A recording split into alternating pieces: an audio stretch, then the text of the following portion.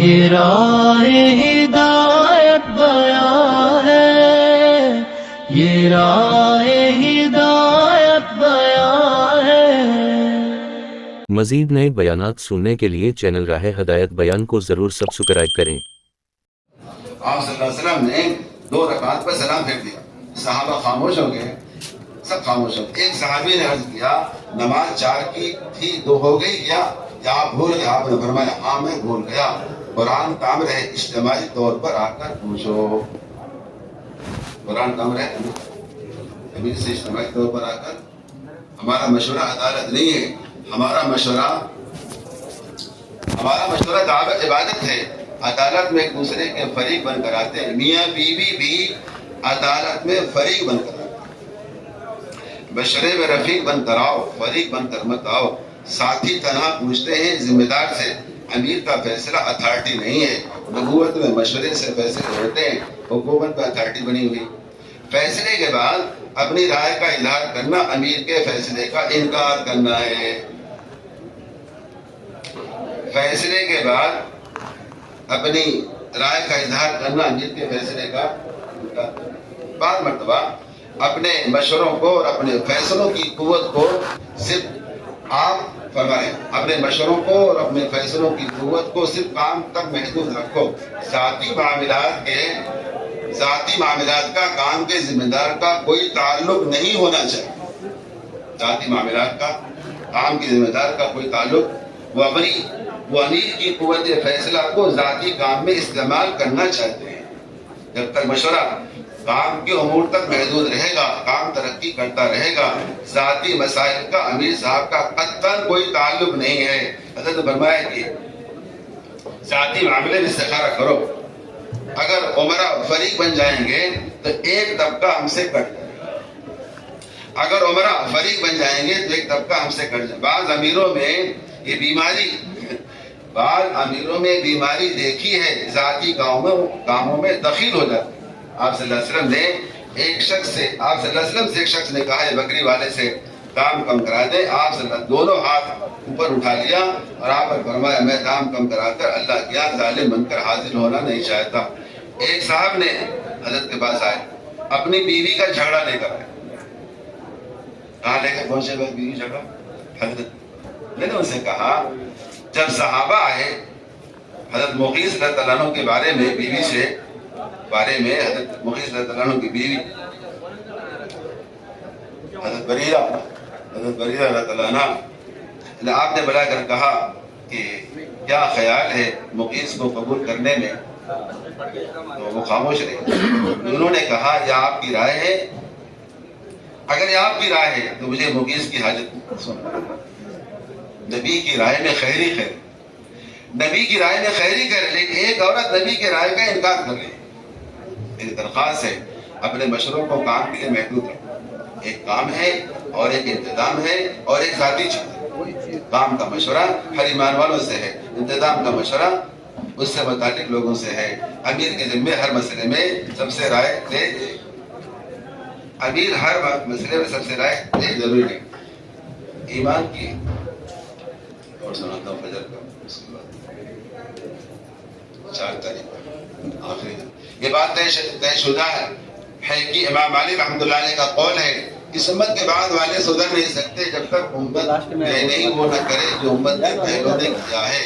اگر امت زمانے کے بدلنے سے ہدایت کے طریقے بدلے، امت ہدایت نہیں پا سکتی۔ رواج اور جواز کا جو طریقہ عبادات اور عادات میں بہت مختلف ہے۔ دعوت اور عبادت میں اتباع سنت کا درجہ عادات سے کہیں زیادہ ہے۔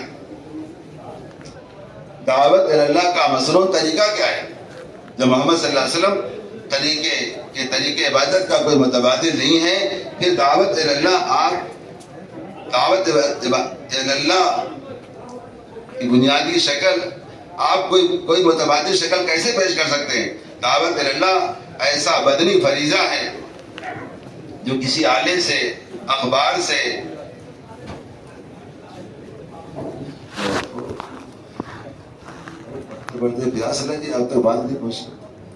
دعوت ایک ایسا بدنی فریضہ ہے جو کسی آلے سے، آلے سمجھتے ہیں نا، وہ آلہ کپڑا دھونے والا نہیں، آلات سے، اخبار سے یہ فریضہ ادا نہیں ہو سکتا۔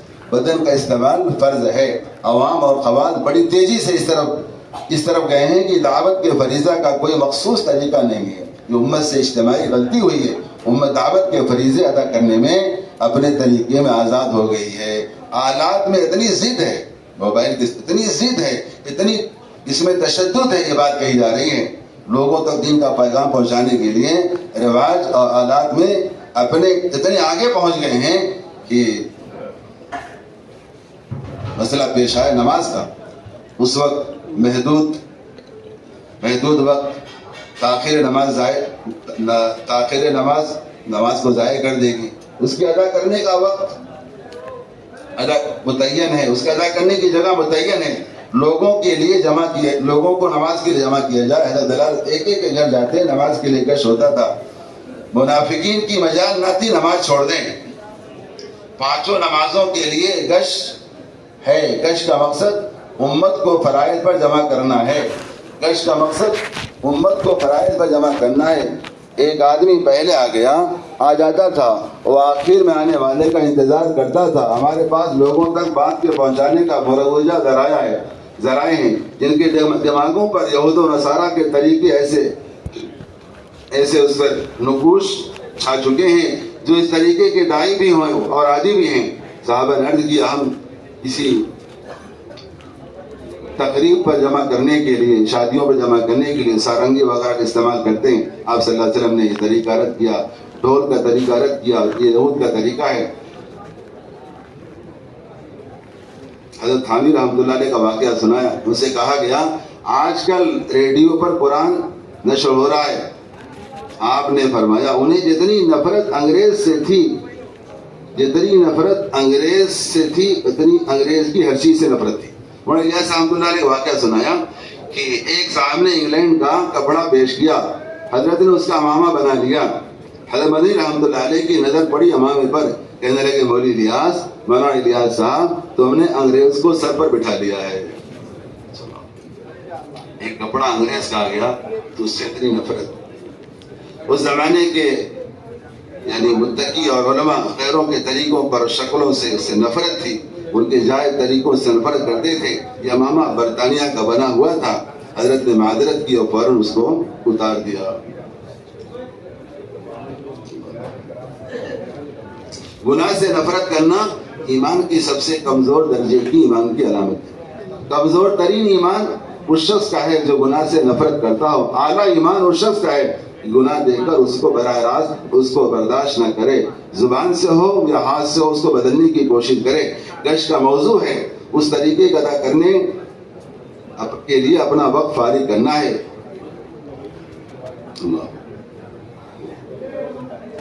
امام بخاری رحمۃ اللہ علیہ کا مذہب ایمان میں زیادتی ہوتی ہے. امام العلماء حضرت معاذ بن جبل رضی اللہ عنہ کا طریقہ آپ نے نقل کیا ہے. آپ لوگوں کو آمادہ کریں ایمان کے حلقوں پر اپنے ایمان میں کمال پیدا کرنے کے لیے. آپ لوگوں کو آمادہ کریں ایمان کے حلقوں پر ایمان میں کمال پیدا کرنے کے لیے. عمر رضی اللہ عنہ ایک کا دو کا ہاتھ پکڑ کر لاتے تھے تاکہ میرے ایمان میں زیادتی پیدا ہو. یہ عمر رضی اللہ عنہ کا قول ہے. قرآن میں ایمان کے بڑھنے کے لوگوں کو اللہ کی یاد دلانا بتلایا ہے. جب انفرادی ذکر سے ایمان کامل نہیں ہوگا، صرف انفرادی ذکر سے ایمان کامل نہیں ہوگا جب تک دوسروں کو اللہ کی یاد نہ دلائی جائے. دوسروں کو قرآن پڑھ کر سنانا، دونوں لفظ متعدی ہیں. تولیت اور الہ ذکر اللہ دونوں کا بیان کیا.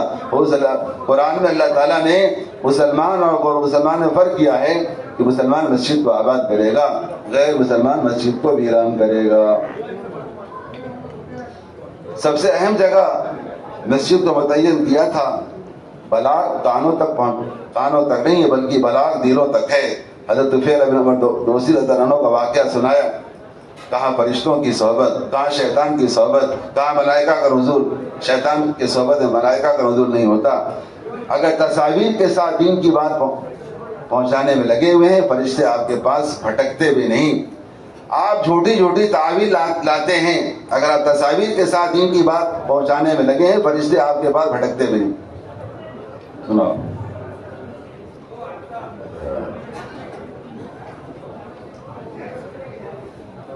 آدمی کوئی غلطی کرے اس کی غلطی کو حدیث پر رکھ کر دیکھ لینا. اگر حدیث میں نہیں ہے پھر اس کے فتوے کو قبول نہ کرنا. آدمی کوئی غلطی کرے اس کی غلطی کو حدیث پر رکھ کر دیکھ لینا، اگر حدیث میں نہیں ہے تو پھر اس کے فتوے کو قبول۔ حضرت عیسیٰ علیہ السلام کو حکم ہوا، ابھی سنا رہے تھے، بنی اسرائیل کو بیت المقدس میں جمع کریں۔ تبلیغ کے دو رخ ہیں، ایک فرض عین ہے، ایک فرض کفایہ۔ علماء کہتے ہیں یعنی مفتی بننا، محدث بننا یہ فرض عین نہیں ہے۔ لوگوں کو بھلائی کی طرف بلانا، برائی سے روکنا ہر مسلمان کی ذمہ فرض عین ہے۔ تدریس، تعلیم، قضا، تعلیف یہ سب فرض کفایہ ہیں۔ لوگوں کو مسجد میں جمع کر کے بات کرنی اس زمانے میں تعلیم کے ضائع ہونے کی وجہ یہی ہے۔ مولانا الیاس صاحب فرماتے ایک حادثہ ہے کہ مسائل کی تعلیم مسجد سے ختم ہو گئی۔ مشرکین اور مسلمان میں جو فرق کرنے والی چیز ہے وہ مسجد کو آباد کرنا ہے۔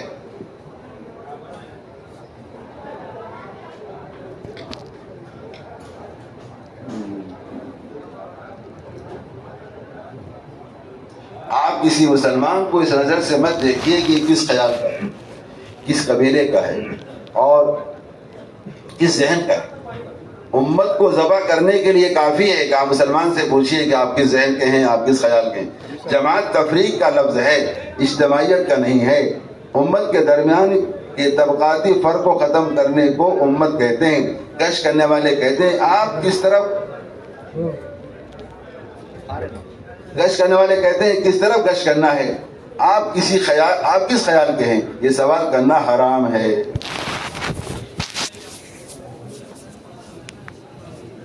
تقسیم کفر کا مزاج ہے۔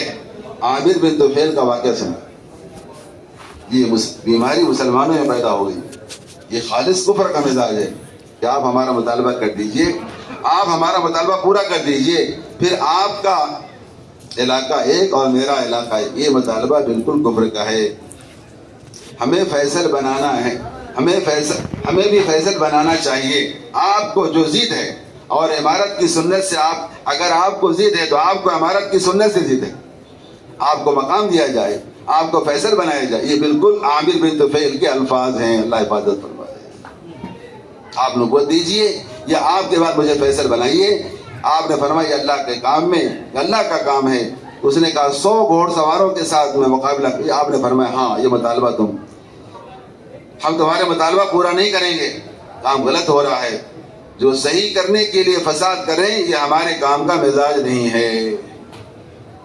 جو صحیح کرنے کے لیے عجیب عجیب بات فرمائی، جو صحیح کرنے کے لیے فساد کر رہے ہیں یہ ہمارے کام کا مزاج نہیں ہے۔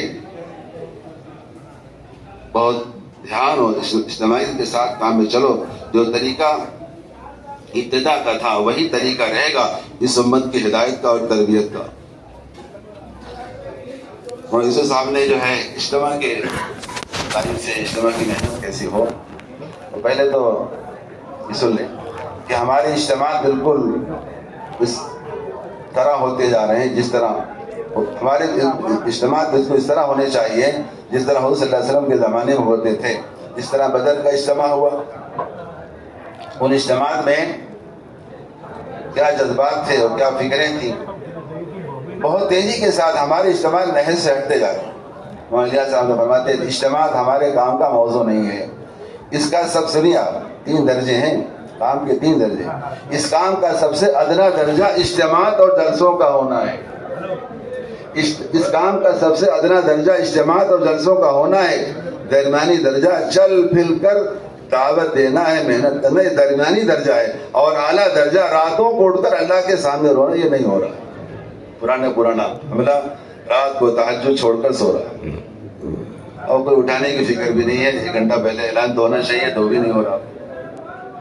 فرماتے ہیں جو عمل امت سے نکل جائے اس کو اختیار دینا یہ ظلم ہے۔ اختیار نہ دو بلکہ عمل اعلیٰ درجہ راتوں کو اٹھ کر اللہ کے سامنے رونا ہے۔ حضور صلی اللہ علیہ وسلم کا اجتماعات میں انفرادی دعوت، ہدایت کا جذبہ، راتوں کا رونا ملے گا۔ آپ خیبر کی طرف روانہ ہو رہے ہیں، آپ اے علی تمہارے ایک آدمی، تمہارے ذریعے سے اگر ایک آدمی ہدایت پر آ جائے یہ تمہارے لیے سرخ اونٹوں سے بہتر ہے۔ اجتماع کی کامیابی اجزا کو سمجھا جاتا ہے، جو اجتماع کا جز نہیں ہے۔ کھانا، پنڈال، معاف کرنا ذرا، کھانا، پنڈال، ٹریفک اور انتظامات جو ہمارے اجتماع کا جز نہیں ہے، اس کو جز سمجھا جاتا۔ سردی ہے، صحابہ کے زمانے سردی ہے، کپڑے کا انتظام نہیں ہے، بھوک ہے، کھانے کا انتظام نہیں ہے، لڑنے کے لیے ہتھیار کا انتظام نہیں ہے۔ دائی کی اللہ کے یہاں ایک مطلوبہ محنت کی سطح ہے، جب اس سطح پر محنت پہنچ جاتی ہے، ہدایت عام ہو جاتی ہے۔ ایک صحابی فرماتے ہیں اللہ کے نبی میرے پاس اگر اتنی بار نہ آتے تو میں اسلام نہ لاتا۔ ایک کھجور اجتماع میں ایک کھجور چوس کر گزارا کیا ہے۔ سواریاں کمزور ہوتی تھی، جب آدمی انتظام کی طرف جاتا ہے اللہ کی مدد ہٹ جاتی ہے۔ جب آدمی انتظام کی طرف جاتا ہے تو اللہ کی مدد ہٹ جاتی ہے۔ دو طریقے، ایک مزاج نبوت والا اور دوسرے بادشاہت والا۔ اجتماع جو کامیاب ہوں گے مزاج نبوت کی وجہ سے۔ انبیاء علیہ السلام تکالیف میں اپنے عملے سے آگے ہوتے تھے۔ سنو، خندق کا موقع ہے، آپ صلی اللہ علیہ وسلم فرمائے میں نیچے اترتا ہوں، کدال ماری، خود کدال چلا رہے ہیں۔ اجتماع کا مقصد عملہ کا تیار کرنا ہے۔ اگر میدانی محنت کے ساتھ ہے تو اجتماع ہے، ورنہ شور و شرابہ ہے۔ اگر میدانی محنت کے ساتھ ہے تو اجتماع ہے، ورنہ شور ہے۔ مکہ کی قربانیاں مدینہ کا اجتماع ہے۔ مکہ کی قربانیاں ابھی سمجھے مدینہ کا اجتماع ہے۔ تو اپنی کنواری بچیوں سے زیادہ اس کی حفاظت انہوں نے کہا ہم اپنی کنواری بچیوں سے زیادہ آپ کی حفاظت کریں گے، مدینہ والوں نے کہا۔ اجتماع کی کامیابی کے لیے پڑاؤ ہے، مسجد کی آبادی کی محنت ہے، ایک ایک گھر والوں کی ملاقات کرے۔ اگر تمہاری عبادات عرش تک پہنچ جائے لیکن آپس میں اجتماعیت نہیں ہے، اللہ کی مدد سے محروم رہو گے۔ اجتماعی اجسام سے پہلے اجتماعی قلوب ہے۔ اجتماعی اجسام سے پہلے اجتماعی سو گئے قلوب ہے۔ راتوں کا رونا اور ذمہ داروں کا میدان اتر کر محنت ہے، دو چیزیں، راتوں کا رونا اور ذمہ داروں کا میدان اتر کر محنت کرنا۔ ملک شام میں پتہ نہیں ہو رہی تھی، خط لکھا ہوا نہ مجھے ایسا لگتا ہے تم غیر ضروری چیزوں میں لگ گئے ہو اور پرانے طریقے سے ہٹ گئے ہو، اس لیے پتہ نہیں ہو رہی۔ سنو، تم غیر ضروری چیزوں میں لگ گئے ہو اور پرانے طریقے سے ہٹ گئے، اس لیے پتہ نہیں ہو رہی۔ غلبہ حال کے بغیر کوئی چیز وجود میں نہیں آتی۔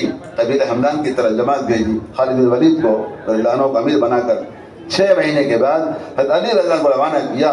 علی رضی اللہ عنہ چھوٹی چھوٹی جماعتیں بنا کر روانہ کیا، جو کرنے کو تیار نہیں، کہاں سے لائے وہاں سے لائے۔ چھوٹی چھوٹی جماعتوں کو بنا کر روانہ کیا، اور چھوٹی چھوٹی جماعتوں کو روانہ کرنے کی برکت سے 3 دن کے اندر سارا قبیلہ ہمدان کا اسلام میں داخل ہو گیا۔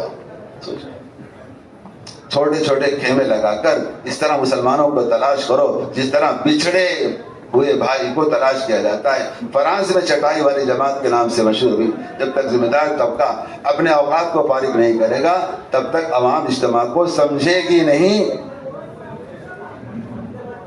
جب تک ذمہ دار طبقہ اپنے آپ کو فارغ نہیں کرے گا تب تک عوام اجتماع کو سمجھے گی نہیں۔ ملکوں کی کارگزاری میں یہ بات ملتی ہے، جس دن اجتماع طے ہوا ساتھیوں نے کہا اس دن سے اپنے آپ کو فارغ کر لیا تھا جس دن نظام الدین سے تاریخ ملی تھی۔ اللہ جزائے خیر جمال حافظ صاحب 1 سال کے لیے وقت فارغ کر دیا، جس دن تاریخ مل گئی اس دن سے نظام الدین کو فارغ کر دیا۔ پھر حافظ صاحب کے بارے میں فرمایا بمبئی کے اجتماع کے لیے پورا 1 سال فارغ کر دیا۔ جس دن کاشتکار زمین میں دانہ ڈالتا ہے اس دن سے فصل کے آنے کا انتظار کرتا ہے۔ انفرادی دعوت کا غلبہ ہونا چاہیے۔ ایک طرف جرجا کا گھوڑا، ایک طرف حضرت خالد بن ولید کا گھوڑا، اور وہاں میدان قتال میں دعوت دے رہے ہیں اور ہم دعوت کے میدان میں دعوت نہیں۔ سمندر میں کشتی میں ملا دعوت دے رہا ہے، کسی کی بے چینی اور کسی کی فکر پر اللہ تعالیٰ فیصلہ فرما دے۔ واقعہ سنا ہے، ایک قوم کے نبی کو حکم ہوا اپنی قوم کے ساتھ نکلیے، استسقاء کی نماز پڑھنے کے لیے میدان میں آئیے۔ انہوں نے اپنی قوم کو لے کر نکلنا چاہا، اللہ کی طرف سے وحی آئی نبی جی نکلنے کی ضرورت نہیں ہے، ہم آپ کو بارش دے رہے ہیں۔ نبی پریشان ہو گئے، یا اللہ یہ کس عمل کی وجہ سے؟ اللہ نے فرمایا ایک چونٹی نے دونوں پیر اٹھا کر مجھ سے پانی کے لیے دعا مانگی، اس چونٹی کی دعا میں بارش ہو رہی۔ سب سے زیادہ اجتماع میں نقصان پہنچانے والے آلات ہیں اور موبائل ہیں۔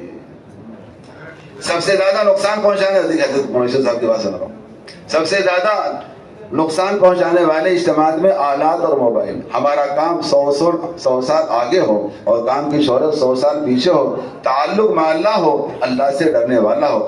ابو سفیان کو جو ہدایت ملی انفرادی دعوت سے، اور ہندہ متاثر ہو اجتماعی عبادت سے۔ رات بھر مسلح پر محنت ہے تو دین کے اعمال میں جان ہے.